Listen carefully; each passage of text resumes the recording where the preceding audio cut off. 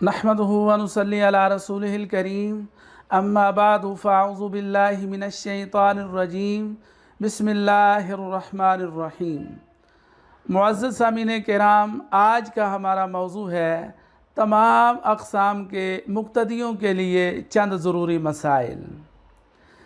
امام رکوع میں ہے اور مقتدی جماعت میں شامل ہونا چاہتا ہے تو صرف تکبیر تحریمہ کہہ کر رکوع میں شامل ہو سکتا ہے، ہاتھ باندھنے کی اصلاً حاجت نہیں۔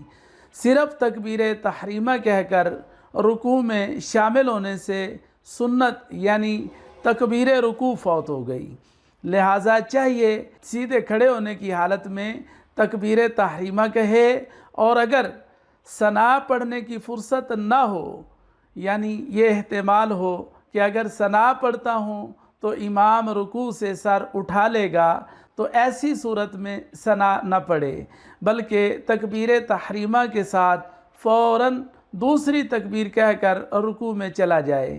اور اگر مقتدی کو امام کی عادت معلوم ہے کہ رکوع میں دیر لگاتا ہے اور میں ثنا پڑھ کر بھی شامل ہو جاؤں گا، تو ثنا پڑھ کر رکوع کی تکبیر کہتا ہوا شامل ہو، یہ سنت ہے۔ اور تکبیر تحریمہ کھڑے ہونے کی حالت میں کہنی فرض ہے۔ بعض ناواقفی کی وجہ سے احباب امام رکوع میں ہو اور یہ جھکتے ہوئے یعنی جھکے ہوئے تکبیر تحریمہ کہتے ہوئے شامل ہو گئے۔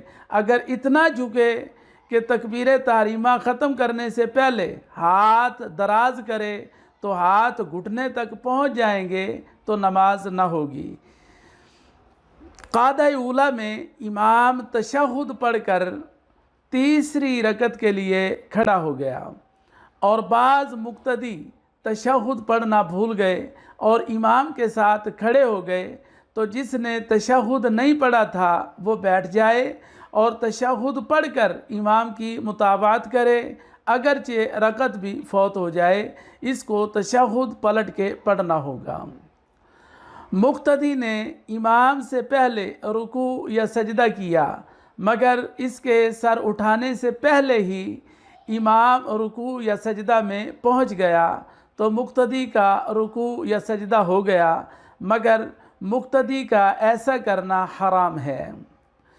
کسی مقتدی نے امام سے پہلے کوئی فعل اس طرح کیا کہ امام بھی اس فعل میں شامل ہو گیا، مثلا مقتدی نے امام کے رکوع کرنے سے پہلے رکوع کر دیا، لیکن مقتدی ابھی رکوع میں ہی تھا کہ امام رکوع میں آ گیا اور دونوں کی رکوع میں شرکت ہو گئی۔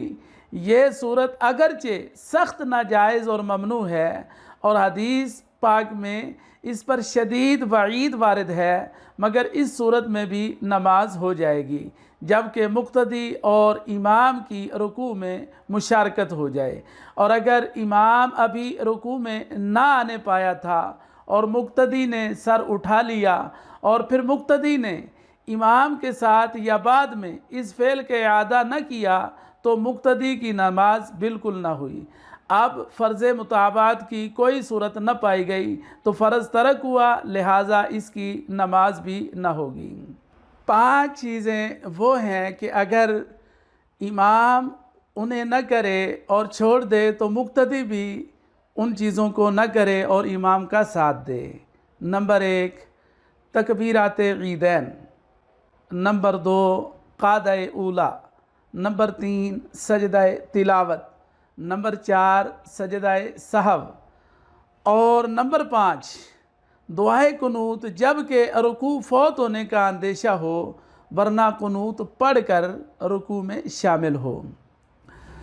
یہ 5 چیزیں ایسی ہیں کہ امام میں ان کی متابعت کرنی ہوگی۔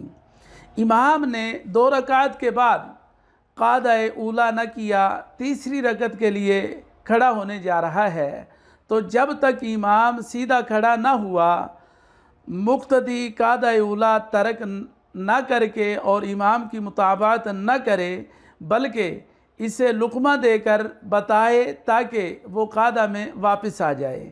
اگر واپس آ گیا تو ٹھیک ہے، اور اگر واپس نہ آیا اور سیدھا کھڑا ہو گیا تو اب مقتدی امام کو نہ بتائے ورنہ مقتدی کی نماز فاسد ہو جائے گی۔ اس صورت میں مقتدی قاعدہ چھوڑ دے اور امام کی مطابقت کرتے ہوئے کھڑا ہو جائے۔ جب امام قاعدہ اولا چھوڑ کر پورا کھڑا ہو جائے تو اب مقتدی امام کو بیٹھنے کا اشارہ نہ کرے، یعنی لقمہ نہ دے، ورنہ احناف کے نزدیک مقتدی کی نماز جاتی رہے گی کہ پورا کھڑا ہونے کے بعد امام کو قاعدہ اولا کی طرف لوٹنا ناجائز تھا، تو اب مقتدی کا بتانا یعنی لقمہ دینا محض بے فائدہ رہا، اور اپنے اصلی حکم کی روح سے اب مقتدی کا بتانا نماز میں کلام کرنا ٹھہر کر مفسد نماز ہوا۔ 4 چیزیں وہ ہیں کہ امام کرے تو بھی مقتدی نہ کرے اور امام کا ساتھ نہ دے۔ نماز میں کوئی زائد سجدہ کیا۔ نمبر 2، عیدین کی نماز میں 6 سے زیادہ تکبیریں کہیں۔ نمبر 3، نماز جنازہ میں 5 تکبیریں کہیں۔ نمبر 4، قاعدہ اخیرہ کرنے کے بعد زائد رکعت کے لیے کھڑا ہو گیا تو مقتدی امام کے ساتھ کھڑا نہ ہو بلکہ امام کے واپس لوٹنے کا انتظار کرے۔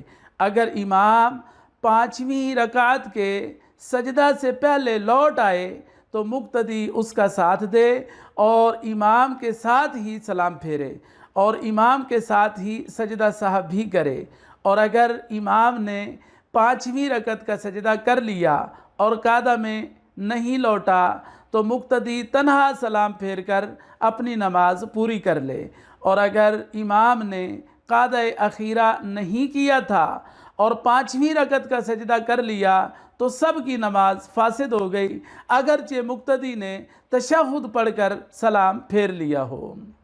اور رکوع یا سجود میں مقتدی نے امام کے پہلے سر اٹھا لیا اور امام ابھی رکوع یا سجدہ میں ہے تو مقتدی پر لوٹنا واجب ہے، اور یہ 2 رکوع یا 2 سجدے شمار نہ ہوں گے۔ اللہ کریم جل شانہ و اتم برہانہ ہمیں عمل کی توفیق عطا فرمائے، آمین بجاہ النبی الکریم۔